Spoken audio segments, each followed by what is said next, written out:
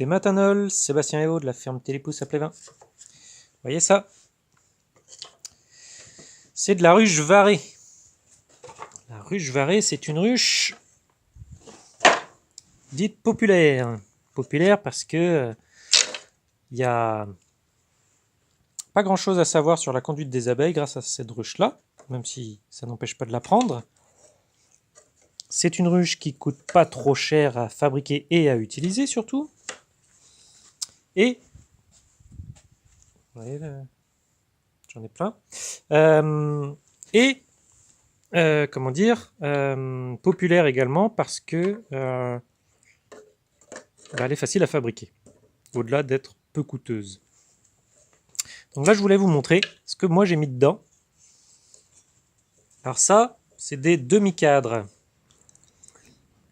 On peut mettre que des cadres dans la ruche varée, c'est-à-dire que la partie du haut, qu'on amorce avec de la cire,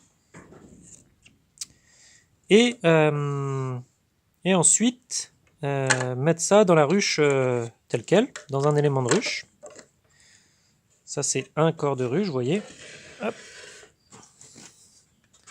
Là, j'ai un corps de ruche. Voilà. On empile un certain nombre de corps de ruche comme ça. Donc, ce que j'ai fait là, moi, c'est une variante des cadres, enfin des barrettes. C'est des demi-cadres. L'intérêt de la ruche varée, c'est de regarder par en dessous. Vous voyez, là, je suis sur un élément. Je vais regarder par en dessous comment les abeilles ont construit. Pour savoir où en est l'essaim, pour savoir s'il faut agrandir ou pas la colonie et la ruche. L'inconvénient de ça, c'est que quand on veut faire de la manipulation dans les cadres, eh bien, c'est très très fragile, et en plus, le rayon est collé sur les bords. Grâce à ça, vous voyez, c'est juste la moitié d'un cadre, sans le bas. Grâce à ça, les abeilles ne vont pas coller le rayon. En général, elles ne collent que sur le haut, donc elles ne vont pas le coller, ou très très peu. Et du coup, la manipulation sera beaucoup plus facile. Alors vous me direz, si c'était juste pour avoir des ruches et faire un peu de miel de temps en temps, j'en aurais pas besoin. Sauf que moi, ce que je vous prépare, c'est des essaims également. Donc grâce à ça, je vais pouvoir manipuler et vous fabriquer des essaims, vous faire des essaims facilement.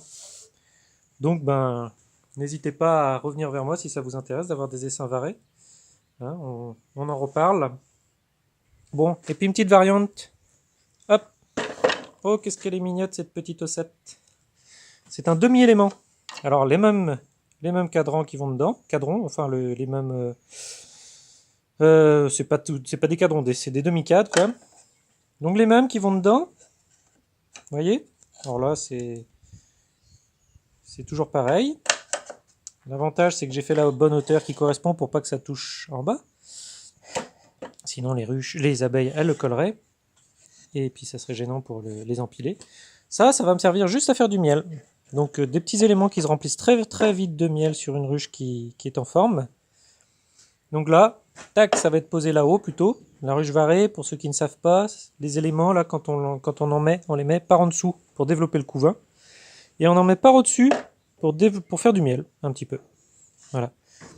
Et donc très important de développer le couvain vers le bas, sinon ça essaime. Et voilà. Et donc on peut faire du miel. Et moi, ce que je vais vous proposer, dans quelques semaines ou quelques mois, quelques semaines, ça sera du miel en rayon que j'extrairai directement de là. Donc ça sera rempli de miel sur la hauteur de ces éléments là. Il y aura à peu près 700 grammes de miel, je pense, sur chaque rayon. Et donc je vous vendrai du miel en rayon, du super bon miel en rayon. Voilà, on va arriver sur le miel d'été, donc voilà. La ruche varée, écologique. Bon, c'est pas forcément le meilleur mot. Le mot le plus approprié, écologique, oui, si on veut. Surtout populaire, surtout simple de conduite, surtout respectueuse du cycle naturel des abeilles. Et puis accessoirement, qui marche très bien dans nos climats bretons. Voilà. Kenavo Véchal.